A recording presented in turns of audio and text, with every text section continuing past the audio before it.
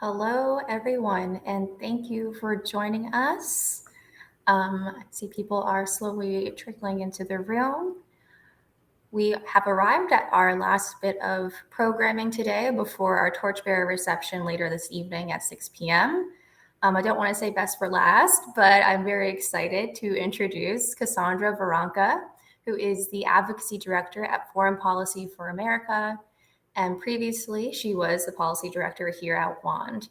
And then before that, she was on the Hill with Jan Schakowsky's office as a legislative assistant. And you'll be among the first to know that she is going back to the Hill to work as a staffer on the House Committee of Homeland Security. Without further ado, Cassandra, take it away. Awesome. Thank you so much, Sam. And thanks everyone for joining. I'm going to go ahead and share my screen real quick so you have some slides to follow along with. Promise it'll get better in 1 second. All right. Here we go. So follow the federal money, how the federal budget does and doesn't work. Like Sam said, I am Cassandra. I'm happy to be here with you all. I have been following the federal budget and specifically the defense and foreign affairs budgets for a long time in all of my jobs, so about 10 years now. I will give the disclaimer many times throughout this presentation, but we are in a particularly wild moment of federal budgets and how we spend our money. So there's a lot of things that are both not working and are different than the norm. So bear with me while I try to both give you a sense of what's happening, how it's supposed to work, and a little bit of what's actually happening on the ground. Also, I will do my best to drop all of my congressional jargon out of this presentation. Feel free to throw things in the chat if you need them defined or you want me to circle back to anything. If you work on the Hill even once, it destroys your vocabulary and teaches you to speak an entirely different language, but I will do my best to leave that behind today. So, quick overview of what we'll be covering today, why the federal budget matters to you, how the federal budget works or should be working, what's happening now, and of course a little bit about what you can do about it. So you'll quickly learn I love political cartoons. This one is a little out of date, but if we swap in Congress for Trump in this particular image, it's still right on brand. So you can see here the former president is saying, what would you rather have, this super fun jet or that boring old dialysis machine you're always whining about? Our jet is labeled military spending, and then we have our person, our constituent, if you will, who is an ACA insured person. I still love this cartoon just because it holds accurate its portrayal of the kind of trade-offs we have to make when we talk about the federal budget. We don't necessarily have to make them, but it's the trade-offs we've been making historically. And unfortunately, I don't see Congress stopping it anytime soon. What it comes down to really is that budgets are moral documents. How the United States spends its money is a reflection of what we consider to be of value. As much as we can poke fun at this issue, the way this image does, the federal government continually passes budget that makes it clear that the United States is more concerned with our military prowess than we are with the average American. I know by nature the fact that you all are here with us today that you don't agree with that kind of spending and that you'd like to change it. So we'll talk a little bit more about that. So why the federal budget should matter to you. I always like to put this out there that nearly a third of state budgets actually come from federal grants. That's based on FY17. As of FY19, we're talking about nearly $750 billion in federal grants for things like healthcare, transportation, income security, education, and other programs. But the federal budget is almost always in trouble, right now being no exception. Under the prior administration, the Tax Cuts and Jobs Act cut revenue at the federal level, which made a lot of federal lawmakers anxious to cut spending accordingly. And then, of course, we were hit with a global pandemic, which has upended federal spending even further, leaving more lawmakers even more anxious to talk about how we pull back spending as soon as possible. And when Congress decides to cut programs in favor of other spending like defense spending or simply in favor of cutting costs, that is cutting from your budget. And if they cut money from important federal programs that assist your constituents, your state gets stuck picking up the slack. And as we all know, budgets are tight across the board right now. So the point of all of this is there are compelling reasons to care about the federal budget on a moral level and on a practical level. Unless you think your state can easily raise taxes to make up the difference, and I don't think I can name a state that could do that right now, you should be watching the federal budget carefully to make sure that you are still getting your fair due. All right, so the budget process in theory, you'll hear me say a lot. I already made the disclaimer once. Things in Congress have not been operating normally in a while, but according to the Constitution, Congress holds the power of the purse. They decide how to raise taxes and how to spend that revenue. There's two major vehicles through which they do that. The first is appropriations bills. These are the bills that specify how much money will go to different government agencies. There's also authorizations bills. These give the federal government the legal authority to actually spend the money that is included in appropriations. Authorizations bills take a lot of different forms and can be for 1 year or multiple years. The one that I'll highlight here, because it's one that is particularly relevant and I'll give you a story about later, is the National Defense Authorization Act. As with all things, another theme that you will hear in this presentation, the Defense Department usually gets what it wants. So while a lot of other authorizations bills have languished, for example, State Department hasn't had one in nearly a decade, every year Congress tends to pass the National Defense Authorization Act that gives the Defense Department the guidance it needs about how to spend money, how it will get to spend the money that's later appropriated. One of these just moved through the House. And like I said, I'll tell you a little bit more about that one later. But that's the two big things to know when you're talking about how Congress sets itself up to give the rest of the federal government its money: authorizations and appropriations. I'll mention here quickly the president's budget, because you've probably heard either news stories about the president putting out his budget every year, or seen it yourself. Maybe you've reviewed it. So the president's budget is put out by the president, sent over to Congress, and it's usually their suggestion. Congress is not obligated to follow the suggestion of the president. You will see the differences between the president's budget and what Congress comes up with will often reflect the makeup of who is in the White House versus who is in Congress. If they are held by the same party, Congress will try to follow the president in many cases. But that's not necessarily a guarantee. And certainly if they are in control of different parties, they will tend to vary more often. All right, so how should we think about the federal budget? I love to just use the pie. I always go for the patriotic pie when I talk about this, because why not be perfectly on brand? So when we're talking about Washington budget fights, pretty much everyone is just trying to make the portion of the pie bigger. We're kind of all up against each other. And that's why, as much as I know state legislators might be thinking more about, okay, I care a whole lot about, the education, the transportation side of the pie. Well, we can't not talk about the defense piece of that pie, because they are getting a very big piece, and we're essentially all fighting for the scraps that they leave behind unless we band together and try to affect all of the pieces of the pie, including theirs. All right. Okay, so quick look at how this pie gets divided up with a pie graph, of course. So we have mandatory spending versus discretionary spending, and that's where I will dive in first. So mandatory spending includes spending for programs like Social Security and Medicare, as well as certain other payments to people and businesses, state and local governments.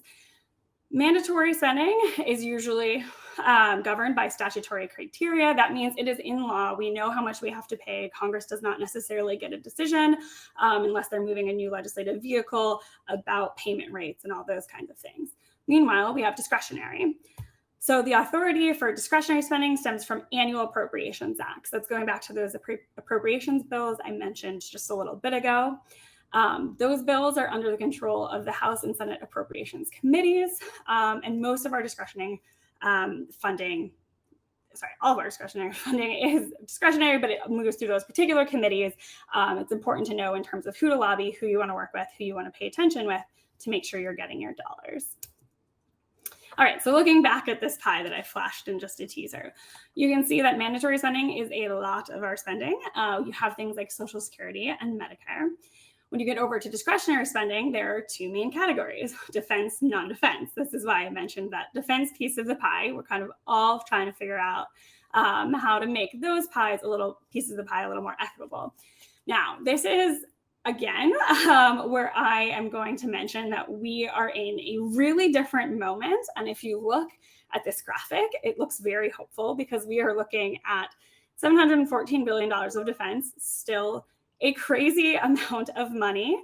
But we are also looking at $914 billion of non-defense. So we actually are wildly in favor of non-defense right now, which is pretty unusual. And for all the amount of time that I've been doing this, it doesn't usually look quite like that. A huge part of that is because, and we are all sick of hearing it, we are living through unprecedented times, and Congress is spending money to help us get through the global pandemic in a way that is pretty unique. For reference, when I have given this presentation in the past, I've been talking about fiscal year 17. In that year, defense spending was at $590 billion and non-defense was at $610 billion. That's only a $20 billion spread as opposed to the $200 billion spread we're looking at right now. And I just want to throw that out there as this is truly a unique moment in time. And well, I personally think this spread is better, and I imagine other folks would as well. We're going to have to work really, really hard to maintain this kind of spending, this kind of difference if we decide that we want to. And it is really just a different moment in the federal budget for us. Okay, so discretionary spending in 2020. Let's look at this a little more closely, especially in the defense and non-defense, because I think there's a couple of things in here that folks often find surprising. You can see that the majority of defense dollars went to operations and maintenance, followed by military personnel, procurement, research, development. There's the elusive other category. Again, I'll highlight the massive disparity in these categories is new and something different. Looking at non-defense, something that I really want to highlight for y'all, notice that that's where veterans benefits and services is coming out of. That is a non-defense expense. That's the type of thing that I think a lot of people think comes out of the defense budget, but it does not. And it's important for you to know when people are talking to you about, a pushback some might give you on wanting to cut defense spending. Do you care about our veterans? I absolutely do. And that money is actually coming from a different account. So you'll notice here in non-defense, health has by far the most money. This is partially because of the ACA and the way that we've changed the way we've done healthcare, but also the global pandemic. Again, for reference, at the time that I was doing this in FY17, it was actually transportation in the lead, not health, for non-defense dollars. Right. Okay, so Congress and defense spending, a love story. I couldn't help but put that title on a slide for y'all because I want to set a little bit of context about the way defense spending particularly gets treated in Congress and the process through which it goes. So we talked about NDAA, the National Defense Authorization Act. Just this summer, the House passed yet another NDAA. They almost always do. And in the process of marking up this particular National Defense Authorization Act, as I mentioned with the president's budget, the president had put out his budget, President Biden. That was the original mark for the National Defense Authorization Act. They decided they would authorize the amount of money that President Biden asked for. But in the committee markup process, so this was when the members of the House Armed Services Committee got together and decided to review this legislation and change or update it as they felt necessary, they actually offered an amendment and adopted an amendment for a $23.9 billion increase in the defense budget above President Joe Biden's mark. This is huge, and it's kind of just very indicative of the way defense spending is treated in Congress. There is always an attempt and a push, a desire to look friendly to defense, to give the Pentagon what it needs. And they will go above and beyond even their own party. And I will note that this was not just done by Republicans. It is, in fact, Democrats in control of the House. And so we had 14 Democrats join with the Republicans of the committee to make this addition to the budget possible. And it's just very emblematic of the way defense spending is treated in Congress. And unfortunately, the same is not necessarily true for our non-defense friends. Okay. Again, I love a good political cartoon. This one works on multiple levels for the things that we're talking about today. My favorite detail to note here is that his numbers do not, in fact, add up, and that is perfectly indicative of how budgeting in Congress often works. He's saying here, are we going to start working with larger numbers? I want to work as a federal budget director. And that kind of brings me to the point of this part of this presentation where we talk about just how wild these numbers are and how they can be really hard to talk about. The fact that I continually am talking about budgets in the billions, it's a number that's not real to me and will probably never be real to me in a substantial way. And I think most people feel that way about it, especially, the average American who might be following this kind of thing at home. So what can we do to make those numbers feel relatable? Well, that's where I love to shout out another organization that I know Wanda and Will have worked with forever, and I've worked with too, the National Priorities Project. They have on their website, nationalpriorities.org, a breakdown of if this is what your average taxpayer is paying in a particular state. I chose Maryland because it's just north of where I'm at right now. It'll give you the breakdown of where their tax dollars are going. And you can see we have health in the lead here, but it is closely followed by the military.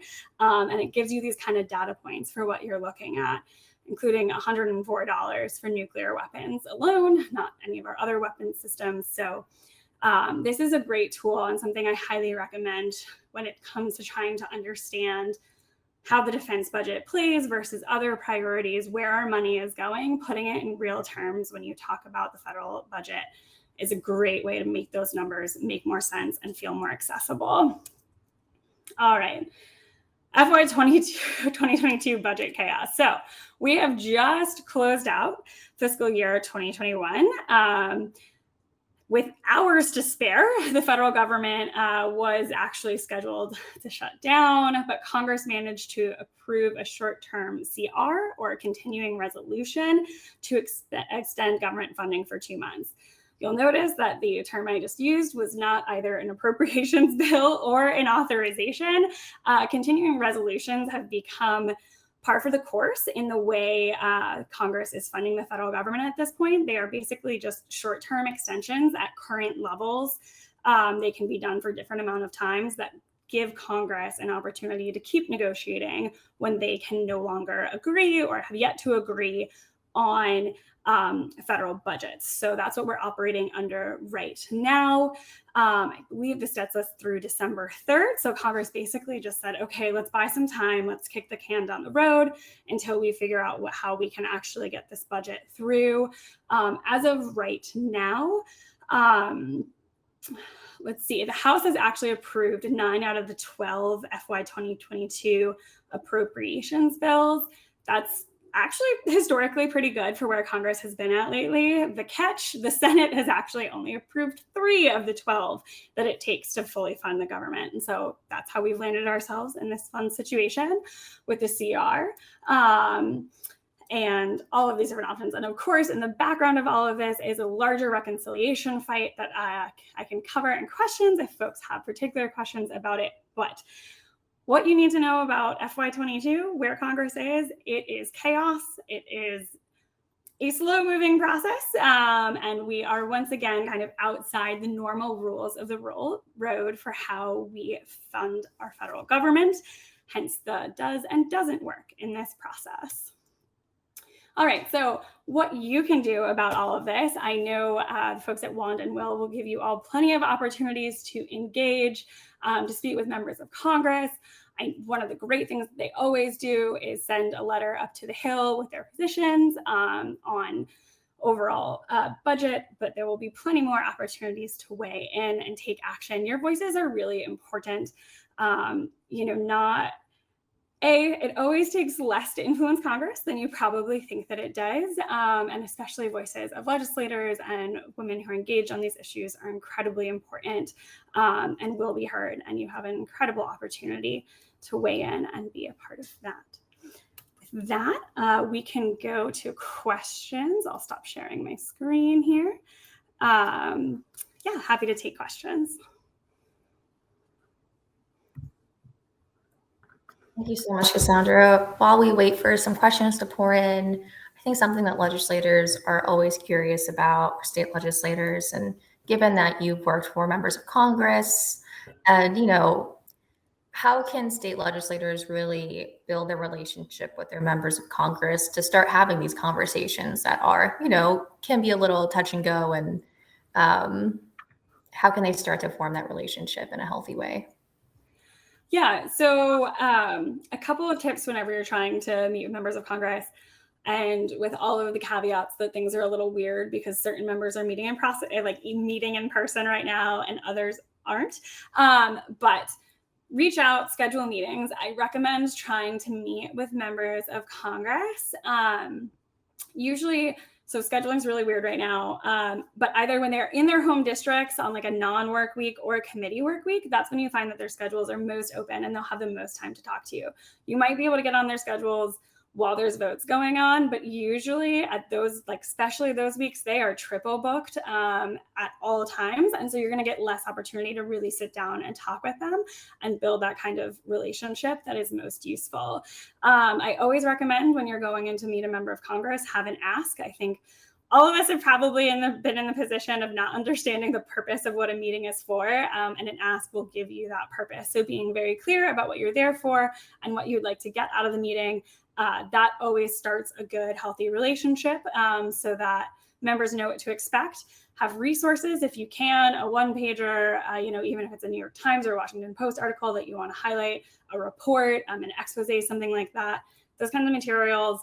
Members of Congress love them. Their staffers really love them. Staff are overworked and have nowhere near as many resources as they need. So when you can provide further information, you're always going to start off a relationship really strong, because that will be appreciated not just by the member themselves, but also the staffer. The other thing I will always note, it's great when you can have a direct relationship with a member of Congress, but never forget that, I'm sure some of you know this personally, staff are incredibly powerful as well.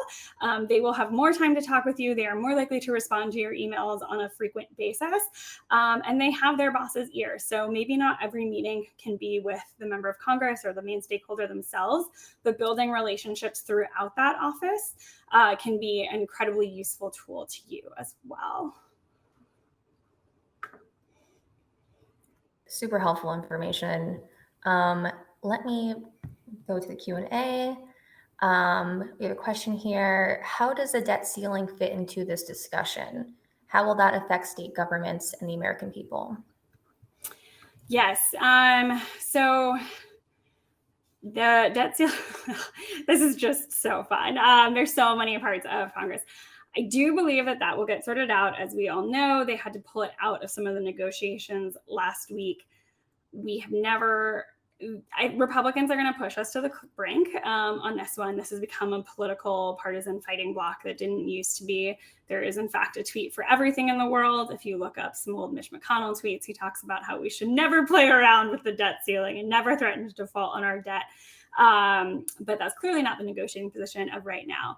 All of this to say, I think it will get settled. I would not create mass panic about not dealing with that. However, I think there will be consequences, and it's all about what is going to have to get traded to get it done. And I do not have inside intel on what that looks like. I wish I could tell you. But yeah. Yeah, well, fingers crossed and not panicking yet. But another question here is, it's one thing to know these things, and it's another thing to communicate about these things. And it can be so tricky, like you said, when dealing with big numbers. How do we even know what $1 billion is? It's hard to conceptualize. Is there any helpful talking points, or what have you seen been the most effective talking points when talking about, highlighting just how bad and big the federal defense budget is? Yeah, so there's a couple of different ways to attack this. Like I mentioned, National Priorities Project, kind of looking at that tax receipt is a great way to make those numbers relatable. I also think when you pull out particular programs, it can be very, very helpful. You want to talk about F-35 fighter jets, you want to talk about nuclear weapons, all of these programs, and I'm going to avoid rattling off all the numbers off the top of my head because I don't want to get them wrong. But when you look at particular programs like that and you can point to 1.3 trillion, I believe that's the cost of the nukes over the next 10-20 year refurbishment. If you can pull out programs like that, that's a great way to get through to members of Congress, and particularly pick those kinds of things off. The defense budget itself is massive and hard to fully understand, but there are lots of resources out there about particular pieces of it. And not only does picking that off give you numbers that, while still insane, kind of make a little more sense. And you can actually be like, okay, that much money for a particular thing, that resonates better than, okay, I don't actually know what it costs to run a defense department. So I guess if that's the price tag they told me, that works. Going by individual systems, that tends to get through to members of Congress and has the dual advantage of you can tailor what systems you go off of, what you go after based on the member of Congress you're talking to. I worked for Jan Schakowsky. She was not a fan of nuclear weapons and was happy to cut the nuclear budget. So by picking that off, you always got right to the point of the thing that she cared most about. For other people, it might be the fighter jets. We might be talking about aircraft carriers. You can kind of tailor your argument to the office that you're talking to, and going after these particular pieces is another way to kind of make it a more accessible and give you a different way to talk about the overall number. Totally. I think it's a great reminder that we always need to be very aware of the audience that we're talking to. I think when we're talking about the Pentagon budget, like you said, if they care about veterans issues, well, Veterans Affairs isn't in the defense budget or Pentagon budget. So definitely a good thing to remember. It is important that you always tailor how you talk about this with who you're talking about it to. Another question that I was thinking about was what, again, like with your experience as on both sides of the desk, what should state legislators story-wise, like what kind of stories could they tell to segue into, because it's such an existential kind of issue, it's hard to make it a personal story. Has there been any compelling personal stories that loop into the defense budget or Pentagon budget that have been truly really effective? Yeah, I mean, in general, always people-based stories, being able to talk about, again, these trade-offs. If you are a state legislator and your state is having to make decisions about, funding child lunch or school lunch programs, school breakfast programs, if you can bring those kinds of these are the decisions that I am being forced to make because of the way we are spending our federal dollars, humanizing it in that kind of way is always the best option for a member of Congress, and just for people, right? It's not just about members of Congress, but if you're going to be writing an op-ed or even just tweeting or posting on Facebook, humanizing the costs of the way that we spend our money. Like I said at the very beginning, these are moral documents, whether we want to think of them that way or not. And so let's put those decisions in context. Let's talk about what's happening at the district level in your state, and what kind of choices you're having to make because of the way that they're spending the money at the top. Always the best option for kind of presenting this information and talking to members and talking to everyone. And I saw Mac just put in the chat, we could probably fund all school lunches for the price of one F-35. Yeah, probably. And then some. Is there any kind of last things you would want to leave us with before we wrap up the session? We have about a minute left. Yeah, well, I appreciate the opportunity to be here and talk to you all, and happy to follow up more with anyone if you're interested. Always happy to talk more about these things. I think my biggest takeaway is these topics can feel kind of inaccessible, both the federal budget process, the chaos that surrounds it every year at this point, and then, of course, the numbers itself. Those are kind of intimidating, but don't let them intimidate you. The fact is they are about you. They are about your constituents.